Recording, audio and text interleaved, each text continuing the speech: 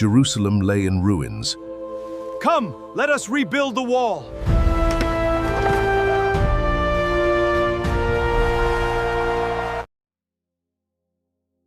அல்லேலூயா, அல்லேலூயா.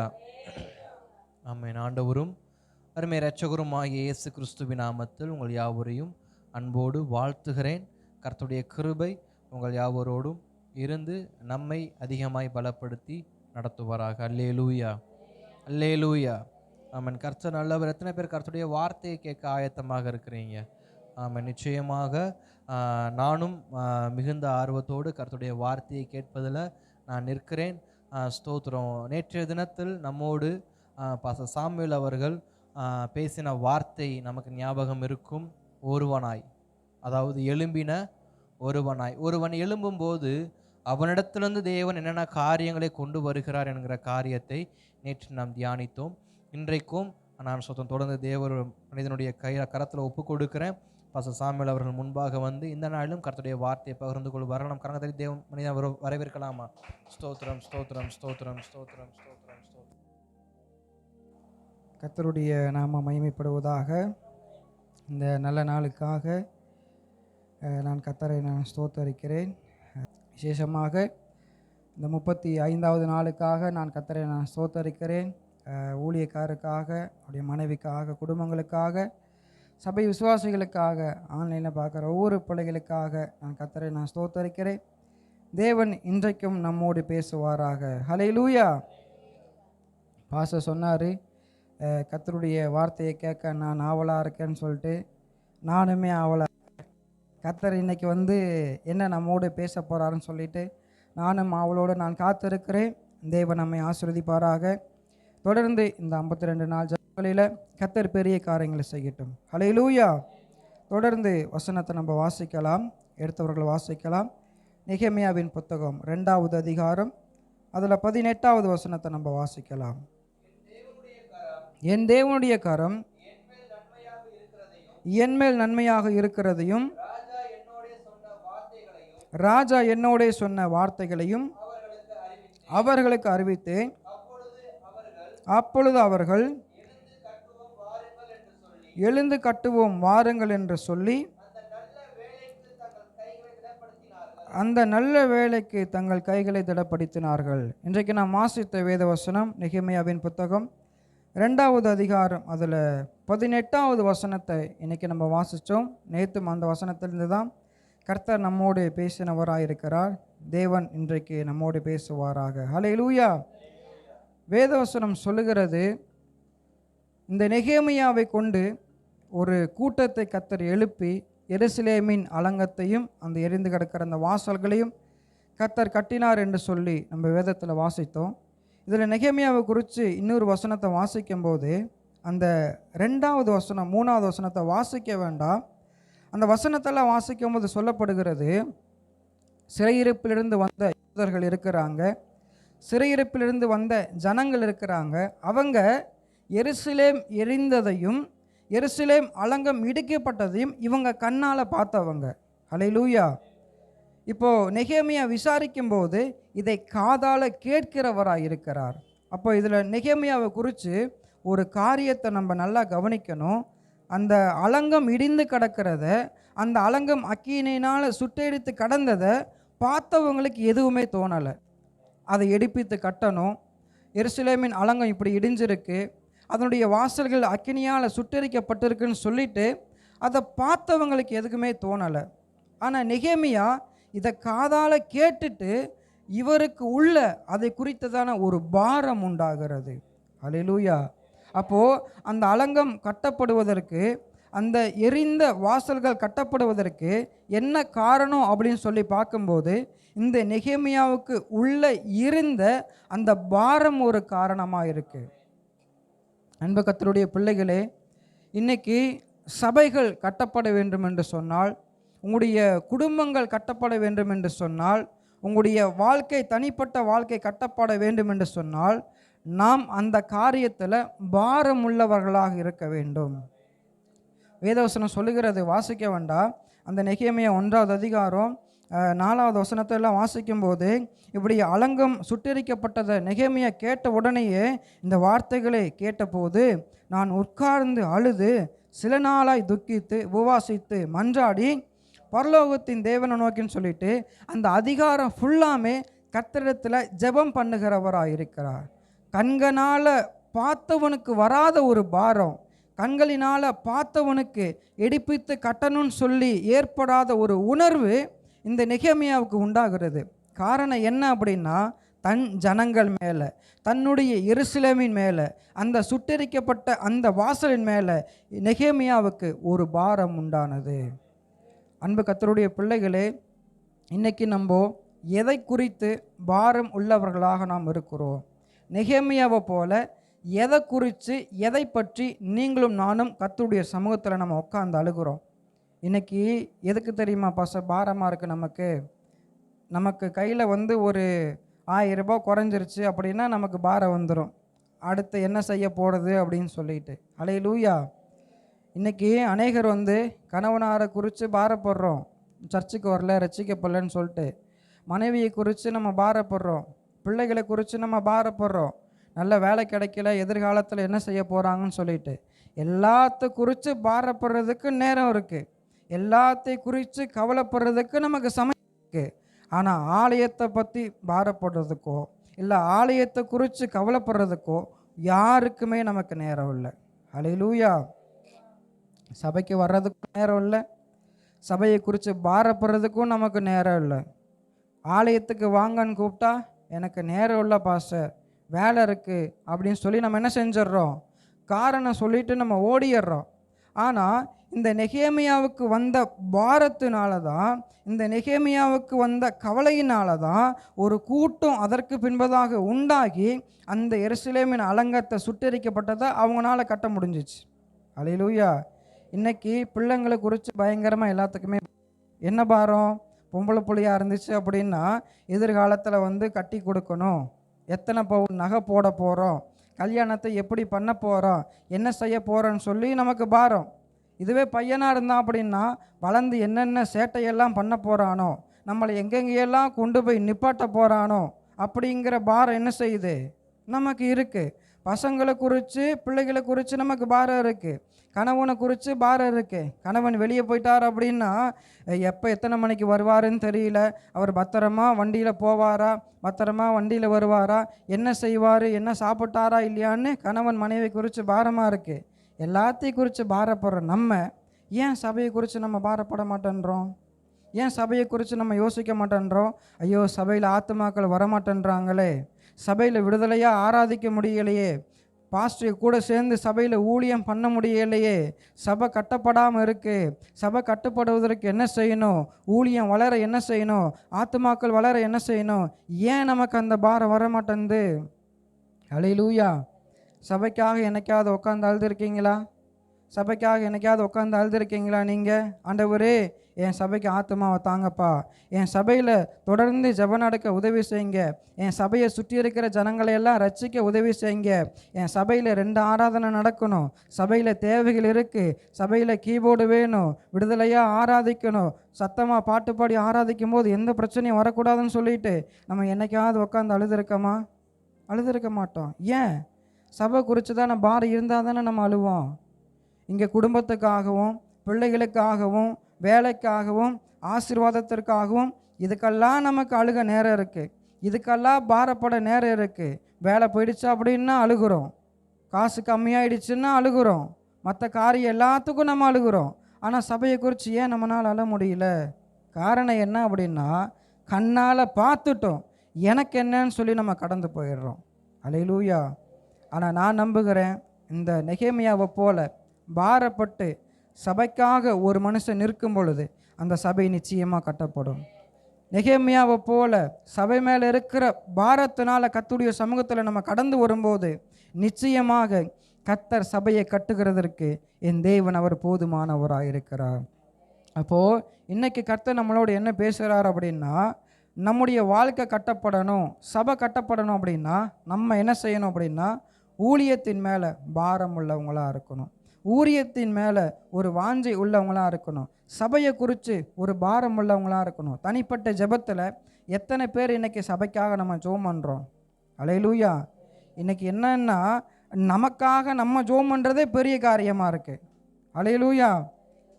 எங்கேயாவது போகணும் அப்படின்னா அறக்க பறக்க ஜெபம் பண்ணிட்டு போகிறது. ஸோ ஆமேன் சோத்திரம் கூட ஒழுங்காக வராது.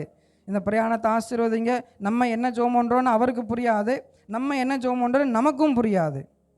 அல்லேலூயா. ஏன் அப்படின்னா ஜெபம் பண்ணுறதில்ல. அப்போ எப்படி நம்ம சபைக்காக நம்ம ஜெபம் பண்ண போகிறோம்? இன்றைக்கி சபை வளராமல் இருக்கிறதுக்கு காரணம் என்ன அப்படின்னா நீங்கள் ஜெபம் பண்ணாமல் இருக்கிறது தான். அல்லேலூயா. உங்கள் தனிப்பட்ட ஜெபத்தில், உங்கள் குடும்ப ஜெபத்தில், குடும்ப ஜெபம்லாம் பண்ணுறீங்களா? அல்லேலூயா. பண்ணுங்க. குடும்ப ஜெபத்தில், உங்கள் தனிப்பட்ட ஜெபத்தில் சபைக்காக பாரப்பட்டு என்ன செய்யுங்க? ஜெபம் பண்ணுங்க. ஆண்டவரே எங்கள் சபையை கட்டுங்கப்பான்னு சொல்லிட்டு, எங்கள் சபையை ஆசீர்வதிங்கப்பான்னு சொல்லி ஜெபம் பண்ணுங்க. ஆண்டவரே விடுதலையை ஆராதிக்க முடியல, யார் யாரெல்லாம் பிரச்சனை பண்ணுறாங்களோ எல்லாரையும் சபைக்கு கூட்டுவாங்கன்னு என்ன செய்யுங்க? சபைக்காக நம்ம பாரப்பட்டு ஜெபம் பண்ணும்போது நான் நம்புகிறேன் என் தேவன் நிச்சயமாக சபையை கட்டுவார். அதனுடைய பலனை நிச்சயமாக நீங்களும் நானும் பார்ப்போம். நீங்கள் வேணால் ஒன்று பண்ணி பாருங்கள். இந்த 52 நாள் ஜெபம் நடந்துக்கிட்டு இருக்கு. இந்த 52 நாள் ஜெபத்தில் டெய்லியும் உங்கள் தனிப்பட்ட ஜெபத்தில் நீங்கள் சபைக்காக நீங்கள் என்ன செய்யுங்க? பாரத்தோடு ஜெபம் பண்ணுங்க. அல்லேலூயா. நீங்கள் ஜெபம் பண்ணி பாருங்கள். இந்த ப்ரேயர் முடிகிறதுக்குள்ளே ஆண்டவர் நிச்சயமாக ஒரு மாற்றத்தை சபையில் தருவார். அல்லேலூயா. அதனால் இந்த நெகேமியாவை போல கட்டப்படணும் அப்படின்னா பாரப்படணும். கட்டப்படணும் அப்படின்னா நம்ம பிரயாசப்படணும். அப்போ தான் நம்ம கட்ட முடியும். இந்த வீடு கட்டுறோம் அப்படின்னா சும்மா சாதாரணமாகலாம் கட்ட முடியாது. பிரயாசம் இருக்குது. அதை தோண்டணும், அஸ்திபாரம் போடணும், பேஸ்மெண்ட்டு போடணும், இப்படி பல காரியங்கள் பிரயாசப்பட்டால் தான் ஒரு கட்டடத்தை கட்ட முடியும். இதுவே சபை கட்டுறது சாதாரணமான காரியம் இல்லை. நீங்கள் வீட்டை கூட ஈஸியாக கட்டிடலாம். ஆனால் சபைன்னு வரும்போது 30 பேர் நிற்பான். கட்டுறதுக்கு இல்லை, கட்டக்கூடாதுன்னு சொல்கிறதுக்கு. ஆமாம், நீங்கள் கட்டினீங்கன்னா இடிக்கிறதுக்காக 30 பேர் நிற்பாங்க. அப்போ இதெல்லாம் நம்ம தாண்டணும் அப்படின்னா சபைக்கு மேலே இருக்கிற பாரம் நமக்கு உண்டாகணும். அல்லேலூயா. நீங்கள் உங்கள் குழந்தைய குறித்து பாரப்படுங்க, நல்லது தான். உங்கள் எதிர்காலத்தை குறித்து பாரப்படுங்க, நல்லது தான். ஆனால் எல்லாத்த காட்டிலும் சபையை குறித்ததான பாரம் நமக்கு வேணும். அல்லேலூயா. இன்றைக்கி என் பிள்ளையை குறித்து நான் பாரப்படுறேன். காரணம் என்ன அப்படின்னா 2 பெண் குழந்தைங்க இருக்குது. அவங்களுக்கு எதிர்காலத்தில் நல்லா இருக்கணும்னு சொல்லி நானும் என் மனைவி என்ன செய்கிறோம், ஒரு பிளான் பண்ணியிருக்கோம் அப்படின்னா போஸ்ட் ஆஃபீஸில் ஒரு மாதத்துக்கு ஒரு 1000 ரூபாய் 1500 ரூபாய் பிள்ளைகளுக்காக என்ன செய்யலாம், டெபாசிட் போடலாம். ஒரு 2 வருஷத்துக்கு அப்புறமாவோ இல்லை ஒரு 5 வருஷத்துக்கு அப்புறமாவோ ஒரு அமௌண்ட் என்ன செய்யும் நமக்கு வரும். இதெல்லாம் நமக்கு நல்லா தெரியுது இல்லை? பிள்ளை கரை சேர்க்கிறதுக்கு நம்ம என்ன பண்ணணும், கட்டி கொடுக்க என்ன செய்யணும், நகை போடுறதுக்கு என்ன பண்ணணும், நல்ல மாப்பிள்ளை கிடைக்க என்ன பண்ணணும், பிள்ளை எங்கே கட்டி கொடுத்தா கஷ்டப்படாமல் இருப்பா, அதெல்லாம் நமக்கு பாரம் இருக்குது இல்லைங்க. ஆனால் அதை காட்டிலும் நமக்கு சபை தானங்க முக்கியம். பிள்ளைங்களும் முக்கியம், குடும்பமும் முக்கியம், சபையும் முக்கியம். அப்போ அதற்காக எவ்வளவு பாரப்படுறோமோ அப்போ சபையை குறித்து நம்ம பாரப்படணுமா இல்லையா? இந்த நெகேமியாவை போல் சபைக்காக நம்ம அழுகணுமா இல்லையா? இன்றைக்கி எல்லாருக்கும் என்ன தெரியுமா மனநிலைமை? அழுகிறதுக்கு ஒருத்தர் இருக்கார். அல்லேலூயா. யார்? உண்மைதான், எல்லா கண்ணும் பாஸ்ட் மேலே தான் போகுது. ஏன்னா அவர் மட்டும்தான் சபையில் உட்காந்து அழுகணும். அவங்க குடும்பம்தான் மட்டும் சபையில் உட்காந்து அழுகணும். சபைக்காக அவங்களே பாரப்பட்டுக்கட்டும், அவங்களே அழுகட்டும், அவங்களே உருண்டு பெறலட்டும், என்ன வேணாலும் செய்யட்டும், நாங்கள் வருவோம், எதை விசாரிக்க மாட்டோம், உக்காருவோம், நாங்கள் கிளம்பி போயிடுவோம். அல்லேலூயா. இந்த சபை பாஸ்டரோட கையில் மட்டும் கொடுக்கலை, நம்ம எல்லாரோட கையிலையும் தான் கர்த்தர் கொடுத்துருக்கிறாரு. வேதவசனம் சொல்லுகிறது, இந்த சரீரத்தில் காது ஒரு அவயம் போல, கண்ணு ஒரு அவயம் போல எல்லாமே இருந்தாலும் இது எல்லாமே ஒரே சரீரம்தான். அது மாதிரி தான் சபையில் விசுவாசிகள் தனித்தனியாக இருந்தாலும் இது எல்லாம் சேர்ந்து தான் ஒரு அவயமாக, ஒரு குடும்பமாக இருக்குது. அல்லேலூயா. அப்போது ஒரு அவயத்துக்கு ஒரு பிரச்சனைன்னு வரும்போது மற்ற அவயமும் என்ன செய்கிறது, அதை குறித்து கவலைப்படுகிறதா இருக்கிறது. அதனால் பாஸ்டர் மட்டும் அழுகட்டும், அவங்களுடைய மனைவி பிள்ளைங்க மட்டும் அழுகட்டும் அப்படின்ட்டு விடாமல் நம்ம என்ன செய்யணும், பாஸ்டர் கூட சேர்ந்து சபைக்காக பாரப்படுகிறவர்களாக நம்ம இருக்கும் பொழுது நிச்சயமாக கர்த்தர் நம்மை ஆசீர்வதிக்கிறவராக இருக்கிறார். எங்களுடைய சபையில் ஒரு அம்மா விசிட்டிங்காக நான் கடந்து போயிருக்கிறேன். அவங்க சபையை பற்றி பேசிக்கிட்டே இருந்தாங்க. சபையை பற்றி பேசிக்கிட்டே இருந்துட்டு திடீர்னு அவங்க அழ ஆரம்பிச்சிட்டாங்க. அப்போ நான் அவங்ககிட்ட கேட்டேன், ஏம்மா அழுகுறீங்க அப்படின்னு கேட்டேன். அப்போ அவங்க சொன்ன ஒரு காரியம் என்ன அப்படின்னா, பாஸ்டர் என்னன்னே தெரியலை, சபையை குறித்து வந்து ஒரே பாரமாக இருக்குது, சபையை குறித்து வந்து ஒரே கஷ்டமாக இருக்குது அப்படின்னாங்க. ஆனால் அப்போ தான் எங்கள் சபையில் சின்ன சின்ன பிரச்சனைகளும் குழப்பங்களும் போயிட்டு இருந்த அந்த நாட்கள், சபையில் என்ன நடக்குதுன்னு சொல்லி அந்த அம்மாவுக்கும் தெரியாது, வேறு யாருக்குமே தெரியாது, எனக்கும் சில பேருக்கு மாத்திரமாக தெரியும். அப்போ தான் அந்த அம்மா சொல்கிறாங்க, சபையை குறித்து எனக்கு ஒரு பாரமாக இருக்குது அப்படி. அப்போ நான் சொன்னேன், அம்மா அழாதீங்க, நீங்கள் சபைக்காக நீங்கள் என்ன செய்யுங்க, நீங்கள் பாரப்பட்டு நீங்கள் அழுது ஜெபம் பண்ணுங்க, நிச்சயமாக கர்த்தர் சபையை மாற்றுவார் அப்படின்னு நான் சொன்னேன். இன்றைக்கி நம்மளை குறித்து நம்ம யோசிக்கணும், எதுக்காகவும் நம்ம அழுகிறோம், எதுக்காகவும் நம்ம பாரப்படுறோம். என்னைக்காவது ஒரு நாள் கர்த்தருடைய சமூகத்தில் உட்காந்து இந்த நெகேமியாவை போல என்னைக்காவது நம்ம பாரப்பட்டு நம்ம ஜெபம் பண்ணியிருக்கோமா? என்னைக்காவது ஒரு நாள் அழுத ஆண்டவருடைய சமூகத்தில் என் சபையை ஆசீர்வதிங்கப்பான்னு சொல்லி என்னைக்காவது ஒரு நாள் ஜெபம் பண்ணியிருக்கோமா? கிடையாது. அல்லேலூயா. அப்போ கர்த்தர் இன்றைக்கி நம்மளோடு பேசுகிறாரு. இந்த 35வது நாளில் கர்த்தர் நம்மளோடு பேசுகிற காரியம் என்னவென்று சொல்லி பார்க்கும்போது, சபை மேலே இருக்கிற பாரத்தை கர்த்தருடைய சமூகத்தில் நம்ம ஊர்ச்சி விடுகிறவர்களாக இருக்க வேண்டும். அல்லேலூயா. அன்பு கர்த்தருடைய பிள்ளைகளே, நீங்கள் சபைக்காக பாரப்பட்டு பாருங்கள், நீங்கள் சபைக்காக அழுது பாருங்கள். நிச்சயமாக தேவன் நம்மையும் நம்முடைய குடும்பத்தையும் சபையும் கட்டுகிறதற்கு என் கர்த்தர் அவர் போதுமானவராக இருக்கிறார். அல்லேலூயா. வேதவசனம் சொல்லுகிறது, தாவீது வந்து ஒரு நாள் மாடியில் அப்படியே நின்றுட்டுருக்கிறான். உடன்படிக்கை பட்டி வந்து திரைச்சீலை நடுவில் என்ன செய்யுது இருக்குது. அப்போ தாவீதுக்கு ஒரு எண்ணம், நான் வந்து அரண்மனையில் நான் வாழ்கிறேன், ஆனால் கர்த்தருடைய பெட்டி திரைச்சீலை நடுவில் இருக்குது அப்படின்னு சொல்லிட்டு ஒரு காரியம் முடிவு பண்ணுறான். ஆண்டவருக்காக நான் ஒரு ஆலயத்தை கட்டணும்னு சொல்லி முடிவு பண்ணுறான். அல்லேலூயா. உடன்படிக்கை பெட்டி அப்படின்னா கர்த்தருடைய பெட்டி, தேவனுடைய பெட்டி, அநேக வார்த்தைகள் உண்டு. அந்த உடன்படிக்கை பெட்டி யாரை குறிக்குது அப்படின்னா கர்த்தரையும் இயேசு கிறிஸ்தையும் தான் குறிக்குது. அப்போது தாவீது பார்க்கும்போது இவன் அரண்மனையில் இருக்கிறான், உடன்படிக்கை பெட்டி திரைச்சீலை நடுவில் இருக்குது, இவனால் தாங்க முடியலை. இவனுக்கு ஒரு பாரம் வந்துருச்சு. என்ன அப்படின்னா, நான் அரண்மனையில் இருக்கிறேன், கர்த்தருடைய பெட்டி இப்படி இருக்கு அப்படின்னு சொல்லிட்டு அந்த உடன்படிக்கை பெட்டிக்காக ஒரு ஆலயம் கட்ட வேண்டும் என்று சொல்லி தாவீது அவன் முடிவு பண்ணுகிறவனாக இருக்கிறான். அல்லேலூயா.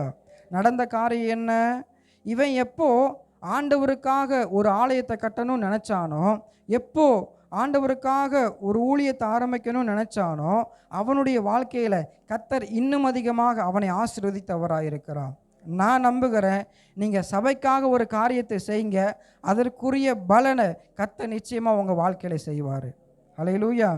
நான் சபைக்கு வரமாட்டேன், நான் பெருக்க மாட்டேன், பாய் போட மாட்டேன், சேர் எடுத்து வைக்க மாட்டேன், எனக்கு தெரிஞ்ச காரியத்தை நான் செய்ய மாட்டேன், ஆனால் ஆண்டவரை நான் ஆசீர்வதிக்க மட்டும் செய்யணும். செய்வார், நல்லா ஆசீர்வதிப்பார்.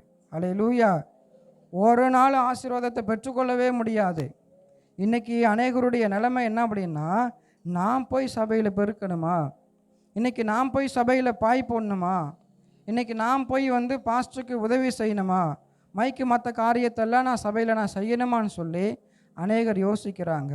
ஆனால் ஒரு சில பேர் இருக்கிறாங்க, சபையில் இருக்கிற அந்த பாத்ரூமை கூட கழுவுறதுக்கு யார் எந்த யோசனையும் பண்ண மாட்டாங்க. அல்லேலூயா. நாம் பார்த்த வரைக்கும் சபைக்காக செய்கிற பிள்ளைகளை கர்த்தர் கைவிட்டதே கிடையாது. அல்லேலூயா. அப்போது இந்த தாவீதை போல சபையில் உங்கள் பங்கு இருக்கணும். அல்லேலூயா. ஊழியத்தில் உங்கள் பங்கு இருக்கணும். பாஸ்டரே வந்து என்ன செய்யக்கூடாது, பாய் போடக்கூடாது, பாஸ்டரை பெருக்கக்கூடாது, அவங்களுடைய குடும்பங்களே சேர் போடக்கூடாது, அவங்களே எடுத்து வைக்கக்கூடாது, அவங்களும் மறுபடியும் எடுத்து வைக்கக்கூடாது. அல்லேலூயா. உங்கள் பங்கு இருக்குமா சபையில்? அல்லேலூயா. நீங்கள் இதுக்கு பின்பதாக என்ன செய்யுங்க, சபைக்கு கடந்து வாங்க. நீங்கள் தாராளமாக சபையில் இருக்கிற ஒவ்வொரு காரியத்தையும் நீங்கள் எடுத்து செய்யுங்க. பாஸ்டர்கிட்ட கேளுங்க, பாஸ்டர் என்ன செய்யணும், சபையில் பெருக்கணுமா, பாய் போடணுமா, இல்லை மற்ற காரியங்கள் இருக்கா, மற்ற வேலைகள் இருக்கா, நான் என்ன செய்யணும்னு சொல்லி அவர்கிட்ட கேட்டு நீங்கள் சபைக்காக நீங்கள் ஒரு காரியத்தை பண்ணி பாருங்க. அதற்குரிய பலனை நிச்சயமாக தேவன் நம்முடைய வாழ்க்கையில் கர்த்தர் தருகிறவராக இருக்கிறார். அல்லேலூயா. இன்றைக்கி 1000 பேர் இருக்கிற சபை அப்படின்னா தாராளமாக நம்மளால் வேலை செய்ய முடியுது. அப்படி தானே? இப்போ ஒரு 2000 பேர் 3000 பேர் இருக்கிற சபை அப்படின்னா, நான் பெருக்கிறேன், நான் கூட்டுறேன், நான் பாய் போடுறேன், நான் மைக் எடுத்து வைக்கிறேன். காரணம் என்ன?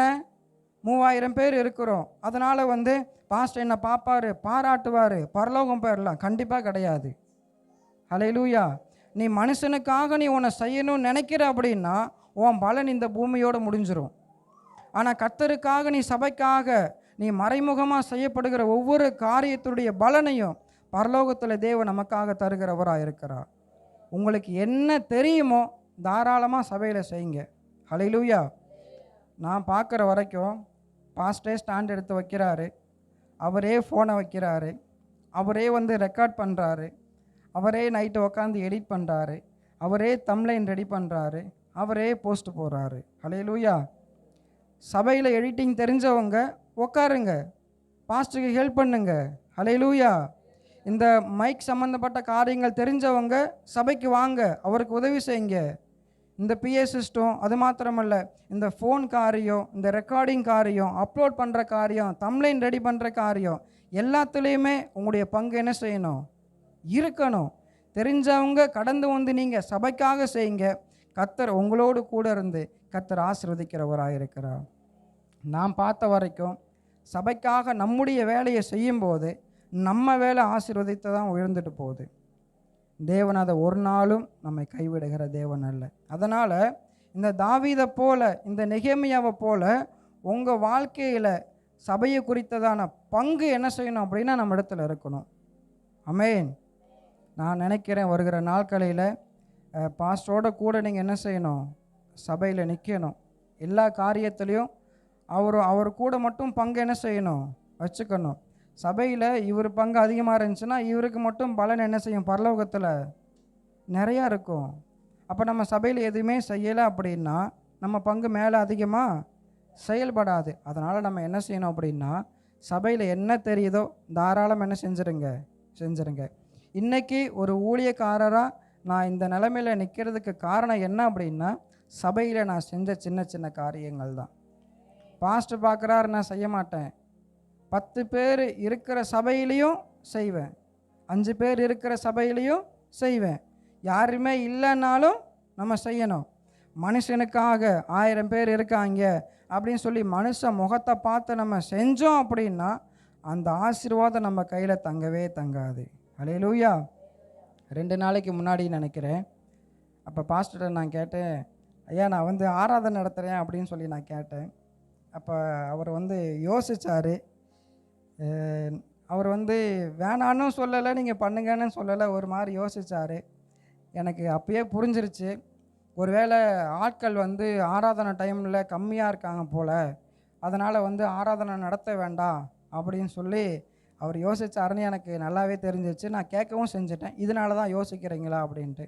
அப்போ நான் சொன்ன ஒரு காரியம், ஆட்கள் வந்தாலும் பரவாயில்ல, ஆட்கள் வரலைன்னாலும் பரவாயில்ல, நான் ஆண்டவருக்காக ஆராதனை செய்கிறேனே தவிர ஜனங்களை பார்த்து நான் ஆராதனை செய்யலை. அப்போது 1000 பேர் இருக்கிற சபைன்னாலும் சபையில் நம்ம பங்கு இருக்கணும். சபைக்காக நம்ம பிரயாசப்படணும், சபைக்காக நம்ம உழைக்கணும், சபையின் மேலே நம்ம பாரப்படணும். ஆள் யாருமே இல்லைன்னாலும் ஒரு ஆள் இருந்தாலும், ஹல்லேலூயா, யாரும் நம்ம பார்க்காம இருந்தாலும் சபையினுடைய பங்கு என்ன செய்யணும்? நம்ம இடத்துல இருக்கணும். சபைக்காக பாரப்படுகிறவர்களாக நம்ம இருக்க வேண்டும். கொஞ்ச நாளைக்கு முன்னாடி தான் ஒரு ஊழியக்காருடைய ஒரு சாட்சி ஒன்று நான் கேட்டேன். அவர் பேரெல்லாம் சொல்ல நான் விரும்பலை. நல்லா பாட்டு எழுதி நல்லா பாடி கர்த்தரை உயர்த்தின ஒரு மனிதன். அவர்கிட்ட உட்காந்து இன்டர்வியூவில் கேட்குறாங்க. அந்த ஊழியக்காரர் ஒரு காரியம் சொல்கிறாரு. அந்த ஊழியக்காரரை ஒரு இடத்துக்கு ஒரு சர்ச்சுக்கு கூப்பிடும்போது அவங்க சொன்னாங்களாம், பாஸ்டர் எங்கள் சபை வளர்ந்ததுக்கு அப்புறமா நான் உங்களை கூப்பிடுறேன் அப்படின்னு சொன்னாங்களாம். அப்போ அந்த ஊழியக்காரர் கேட்டாரா, ஏன் இப்போவே என்னை கூப்பிடுங்க அப்படிங்கும்போது அந்த சபையை சேர்ந்தவங்க சொல்லியிருக்கிறாங்க, இன்னும் எங்கள் சபை வளரலை, அதனால் எங்கள் சபை வளர்ந்ததுக்கப்புறமா நான் உங்களை கூப்பிட்றேன் வாங்க அப்படின்னாரு. இதை வருத்தப்பட்டு சொன்னார். ஏன் நான் சொல்கிறேன் அப்படின்னா அந்த ஊழியக்காரர் சொன்ன காரியம் என்னென்னா, 2-3 பேர் கூடுகிற இடத்துக்குள்ள ஆண்டவரே வர்றாரு. அப்போ நான் ஏமாத்துறோம், ஒரு ஆள் இருந்தாலும் சரி, 2 பேர் இருந்தாலும் சரி, 3 பேர் இருந்தாலும் சரி, நான் ஆராதனை நடத்தி கொடுத்துட்டு போகிறேன். நீங்கள் டிக்கெட் காசும் எனக்கு கொடுக்க வேண்டாம், போக்குவரத்து செலவு நீங்கள் எனக்கு கொடுக்க வேண்டாம், நானே என் கை காசை போட்டு நான் ஆராதனை நடத்திட்டு கர்த்தருடைய வார்த்தையை பகிர்ந்து கொண்டு நான் கிளம்புறேன் அப்படின்னாராம். ஹல்லேலூயா. அவருக்கு என்ன தலையெழுத்தா பாஸ்டர்? அவருக்கு என்ன தலையெழுத்தா? காரணம் என்ன அப்படின்னா, ஜனங்கள் எப்படியாவதும் ஆண்டவருடைய வார்த்தையை வந்து அறிஞ்சு கொள்ளணும் அப்படிங்கிற ஒரு பாரம். எப்படியாவதும் ஜனங்கள் வந்து ஆண்டவரோடு நெருங்கிடணும் அப்படிங்கிற ஒரு பாரம் என்ன செய்யுது, அந்த ஊழியக்காரருக்கு இருந்தனால, என்ன ஆனாலும் பரவாயில்ல, எப்படியாவது நான் என்ன செஞ்சிடணும் அப்படின்னா அந்த ப்ரேயருக்கு போய் கர்த்தருடைய வார்த்தையை பகிர்ந்து கொண்டோனுங்கிற ஒரு பாரம் அவருக்கு இருக்குது. இன்றைக்கி நான் என்ன நினைக்கிறேன் அப்படின்னா, ஊழியக்காரருக்கும் அவங்க குடும்பத்துக்கு மட்டும்தான் பாரம் இருக்குது. ஏன் தெரியுங்களா? 21 நாள் ஜெபம், 22 நாள் ஜெபம், 52 நாள் ஜெபம், 7 நாள் ஜெபம் எதுக்கு வைக்கிறோம்?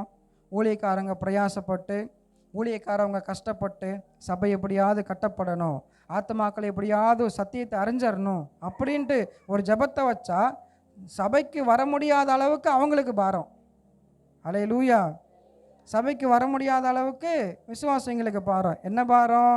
நைட்டுக்கு என்ன சமைக்கிறது, வேலை வந்து லேட்டாக முடிஞ்சிச்சு, இதுக்கப்புறம் சர்ச்சுக்கு போய் என்னத்தை செய்ய போகிறோம் அப்படிங்கிற ஒரு பாரம் என்ன செய்யுது, நமக்கு வருது. ஆசீர்வதிக்கப்படுவோன்றீங்க. 52 நாள் ஜெபம் நடக்குது. எத்தனை பேர் வந்து சபைக்கு வந்திருக்கிறோம்? தொடர்ந்து இந்த 35 நாள் வரைக்கும் எத்தனை பேர் நம்ம தொடர்ந்து சபைக்கு வந்திருக்கிறோம்? ஒரு முடிவெடுங்க. இந்த 52 நாளும் ஒரு நாள் கூட நான் விடாமல் நான் சபைக்கு வர்றேன். ஏன்னா சபையை குறித்து கர்த்தர் எனக்கு பாரத்தை கொடுத்துருக்கிறாரு. ஆத்மாவை குறித்து தேவன் எனக்கு பாரத்தை கொடுத்துருக்கிறாரு. நான் 52 நாள் வருவேன். என் ஜெபத்தை கொண்டு கர்த்தர் இந்த சபையை கட்டுவார். அல்லேலூயா. அதை விட்டுட்டு அந்த பாரம் இந்த பாரம்னு சொல்லி டிப்ரெஷனில் இருந்தீங்கன்னா வாழ்க்கையில் ஒன்றும் பண்ண முடியாது. அல்லேலூயா. சபையை குறித்து பாரப்படணும், சபையை குறித்து யோசிக்கணும். சபை தான் உங்களை உயர்த்தும், சபை தான் உங்களை ஆசீர்வதிக்கும், சபை தான் உங்களை மேன்மைப்படுத்தும். வேதவசனம் சொல்லுகிறது, யோசுவா அவனுடைய வாலிப நாட்களில் அந்த கர்த்தருடைய சமூகத்தை விட்டு அவன் பிரியாது இருந்தான் அப்படின்னு வசனம் சொல்லப்படுகிறது. மோசேக்கு அப்புறமா ஏன் யோசுவாவை கர்த்தர் தலைமைத்துவத்தில் வச்சார் அப்படின்னா, யோசுவாவுக்கு சபையை குறித்ததான ஜனங்களை குறித்ததான ஒரு பாரம் இருந்துச்சு. அல்லேலூயா. அன்பு கர்த்தருடைய பிள்ளைகளே, இன்றைக்கி சபையை குறித்து ஒரு ஆத்மாவை குறித்து உங்களுக்கு பாரம் இருந்துச்சு அப்படின்னா நிச்சயமாக தேவன் ஊழியத்தின் பாதையில் என் கர்த்தர் உங்களை உயர்த்துகிறவராக இருக்கிறார். ஏதோ சாதாரணமாக யோசுவாவை தூக்கி ஆண்டவர் வந்து அங்கே வைக்கலை. வேதத்தில் ஒவ்வொரு நபரையும் பார்க்கும்போது ஏன் உயர்ந்த ஸ்தானத்தில் வைச்சார் அப்படின்னா அதை குறித்து தான் அவங்களுக்கு ஒரு பாரம் இருந்துச்சு. பாரம் இல்லாதவனை போட்டால் என்ன செய்வான்? ஜனங்கள் எப்படியோ போகட்டும், எப்படியோ கெட்டு போகட்டும், அவங்க சாப்பிட்டா என்ன, தண்ணி கிடைச்சா என்ன, தண்ணி கிடைக்காம இருந்தால் என்ன, அவங்க வனாந்தரத்தில் அழிஞ்சா என்ன, அழியாமல் இருந்தால் என்னன்னு சொல்லிட்டு பாரம் இல்லாதவன் எப்படியோ போயிடுவான். ஏன் 52 நாள் ஜெபம் வைக்கிறாங்க? ஒரு பாரம்தான். 21 நாள் ஜெபம் ஏன் வைக்கிறாங்க? எல்லாம் ஒரு பாரம்தான். அப்படியாவது ஜனங்களை வந்து ஆசீர்வதிக்கட்டும் கர்த்தர், அப்படியாவது சபையை கர்த்தர் உயர்த்தட்டும், அந்த பாரத்தோடு நாங்கள் பிரயாசப்படும் போது. ஆனால் நீங்கள்லாம் எதுவுமே நடக்காத மாதிரி நீங்கள் இருக்கீங்க பார்த்தீங்களா? அப்படி இருக்கும்போது ஆண்டவரால் என்ன செய்ய முடியும் சொல்லுங்கள்? அல்லேலூயா. அப்போ நம்ம ஊழியத்தில் உயரணும், தேவன் நம்முடைய சபையை கட்டணும் அப்படின்னா சபையை குறித்ததான ஒரு பாரம் நமக்கு வேணும். அல்லேலூயா. ஒரு ஊழியக்காரர் ஒரு காரியத்தை சொன்னார். அவர் பைபிள் காலேஜ் படிக்கும்போது, நாங்கள் படித்த சர்ச் ஆஃப் காட் கோயம்புத்தூரில் இருக்கிற பைபிள் காலேஜில் தான் அவர் படித்தார். அவர் ஒரு சாட்சி சொன்னார். எப்போவுமே வந்து ஞாயிற்றுக்கிழமை நாங்கள் வேறு சபைக்கு வந்து 2 பேராக எங்களை அனுப்புவாங்க. நான் பைபிள் காலேஜில் ஒரு 40-50 பேர் இருக்கனால அந்த கோயம்புத்தூரை சுற்றி இருக்கிற சர்ச் ஆஃப் காடுக்கு 2 பேராக ஒவ்வொரு ஞாயிற்றுக்கிழமையும் அனுப்புவாங்க. அப்போது அந்த ஊழியக்காரருக்கு அந்த கோயம்புத்தூர் பகுதியில் ஒரு பகுதியை தாண்டி போகும்போதெல்லாம் அங்கே குடிகாரவங்க இருப்பாங்களாம், பயங்கரமாக மோசமானவங்க இருப்பாங்களாம், பயங்கரமான கொள்ளைக்காரங்க இருப்பாங்களாம். அந்த பகுதியெல்லாம் தாண்டி போகும்போது எப்போவுமே இவர் அறியாமவே அவர் அழுவாராம். ஆண்டவரே, இந்த ஜனங்களை ரட்சிங்க, இந்த ஜனங்களை பாதுகாத்து கொள்ளுங்கப்பா, இந்த ஜனங்களுக்கு ஒரு ரட்சிப்பு உண்டாகணும்னு சொல்லிட்டு ஒரு குறிப்பிட்ட பகுதியை பார்த்து அவர் அழுதுகிட்டே இருப்பாராம். ஆனால் இன்னைக்கு காலகட்டங்களில் அவர் எந்த பகுதியின் மேலே பாரப்பட்டாரோ, எந்த பகுதிக்காக அழுதாரோ, அதே பகுதியில் கர்த்தர் ஒரு சபையை கொடுத்து அவர் அங்கே உட்கார வச்சிருக்கிறாரு. அல்லேலூயா. அப்போ நான் நம்புகிறேன், இந்த சபைக்காக நீங்கள் அழும்போது, இந்த சபைக்காக நீங்கள் பாரப்படும் போது நிச்சயமாக நம்முடைய சபையை என் கர்த்தர் உயர்த்துகிறதற்கு அவர் போதுமானவராக இருக்கிறார். அல்லேலூயா. அன்பு கர்த்தருடைய பிள்ளைகளே, தேவன் திரும்ப திரும்ப சொல்லுகிறாரு, சபையை குறித்ததான ஒரு பாரம் நமக்கு உண்டாகட்டும், சபையை குறித்ததான ஊழியத்தை குறித்ததான ஒரு வருத்தம் நமக்கு உண்டாகட்டும். எதெல்லாம் குறித்து வருத்தப்படுறோம், ஆனால் சபையை குறித்து பாரப்படும் போது நிச்சயமாக கர்த்தர் நம்மை ஆசீர்வதிக்கிறவராக இருக்கிறார். ஹல்லேலூயா. ஒரு வசனத்தை வாசிக்கலாம் 2:18 திரும்ப வாசிக்கலாம். 2:18 என் தேவனுடைய கரம் நன்மையாக இருக்கிறதையும் வார்த்தைகளையும் நல்லா கவனிக்கணும். இப்போ ஒரு மனுஷன் எழும்புறான், ஒரு மனுஷன் எழும்பி அவர்களுக்கு அறிவித்தேன் அப்படிங்கிறான். யாருக்கு? அப்பொழுது அவர்கள் வாருங்கள் என்று சொல்லி அந்த நல்ல வேலைக்கு தங்கள் கைகளை திடப்படுத்தினார்கள். இங்கே ஒரு காரியத்தை நம்ம நல்லா புரிஞ்சுக்கணும். நெகேமியா ஒருவன் எழும்புகிறான், ஒருவன் எழும்பிட்டு இந்த ஆலயத்தை அலங்கத்தை கட்டுவோம் அப்படின்னு சொல்லி பேசிகிட்டு இருக்கும்போது இவன் கூட ஒரு கூட்ட ஜனம் என்ன செய்யுது? எழும்பிட்டு நம்ம எழுந்து கட்டுவோம் வாருங்கள் சொல்லி ஒரு கூட்டம் என்ன செய்கிறாங்க? சேருகிறாங்க. ஃபஸ்ட்டு காரியம், சபை ஆசீர்வதிக்கப்படணும், உங்கள் குடும்பங்கள் கட்டப்படணும்னு சொன்னால் அதை குறித்ததான பாரம் நமக்கு வேணும். ரெண்டாவது காரியம் என்ன அப்படின்னா, சபை கட்டப்படணும், நம்ம ஆசீர்வதிக்கப்படணும் அப்படின்னா ஒரு ஐக்கியம் நமக்குள்ளே உண்டாகணும். ஹல்லேலூயா. ஃபஸ்ட்டு காரியம் பாரம் வேணும், ரெண்டாவது காரியம் ஐக்கியம் வேணும். ஃபஸ்ட்டு ஆண்டவருக்கும் நமக்கும் உள்ள ஒரு ஐக்கியம் இருந்துச்சு அப்படின்னா தானாகவே என்ன செஞ்சிடும்? சபை ஆசீர்வதிக்கப்படும். அடுத்து ஊழியக்காரருக்கும் உங்களுக்கும் ஒரு ஐக்கியம் என்ன செய்யும்? இருக்கணும். பக்கத்தில் இருக்கிறவக்கும் உங்களுக்கும் ஒரு ஐக்கியம் இருக்கணும். இன்றைக்கி ஆண்டவரோட ஐக்கியமாகவும் இருக்கிறது இல்லை, பாஸ்டரோடைய ஐக்கியமாகவும் இருக்கிறது இல்லை, சபைக்கு வர்ற பக்கத்தில் இருக்கிறவங்களோடைய ஐக்கியமாகவும் இருக்கிறது இல்லை. ஹல்லேலூயா. அப்படி இருந்தோம் அப்படின்னா நம்ம ஆசீர்வதிக்கப்படவும் மாட்டோம், ஆசீர்வாதத்தை பெற்றுக்கொள்ளவும் மாட்டோம். ஹல்லேலூயா. வேதவசனம் சொல்லுகிறது, ஆண்டவர் சொல்லுகிறாரு, எங்கே ஒரு மனம் இருக்கோ அங்கே நான் கடந்து வந்து அவர்களை ஆசீர்வதிப்பேன்னு சொல்லுகிறாரு. அப்போ ஒரு ஐக்கியம் இல்லை அப்படின்னா ஆண்டவரால் கடந்து வரவும் முடியாது, ஆண்டவர் நம்மளை ஆசீர்வதிக்கவும் முடியாது.